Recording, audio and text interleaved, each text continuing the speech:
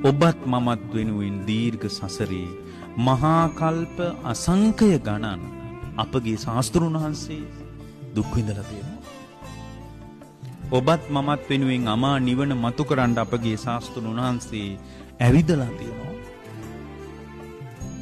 ඔබත් මමත් මේ දීර්ඝ සසරේ අනාථ වෙලා ඉපදෙමින් මැරෙමින් යන මේ ගෝර සංසාරේ අනමරාග්න දුක් විඳගෙන යනකොට භාග්‍යවතුන් වහන්සේ පින්වත්නි මනෝප්‍ර නිදාන වශයෙන් මහා කල්ප අසංඛ්‍ය 9 වාප්‍ර නිදාන වශයෙන් මහා කල්ප අසංඛ්‍ය 7ක්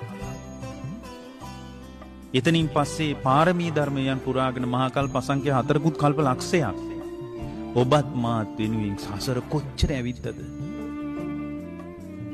එච්චර එපා පින්වත්නි අபிසම්බුද්ධත්වයේ පිණිස දුර්ගේශ්වරී වලට ගිහින් භාග්‍යවතුන් වහන්සේ කඳුපන්ති අතර ග්‍රීස්ම ඍතුවේ කොච්චර සක්මන් කළාද මොන්නතරම් ග්‍රීස්මේ අපගේ භාග්‍යවතුන් වහන්සේ බෝධිසත්වවරයෙක් විදිහට ඇවිද්දාද ඇයි මේ සුන්දර අමා නිවන් මඟ සසර දුක නිමා කර ගැනීමේ පාර මා උදෙසා මතු කරන්න.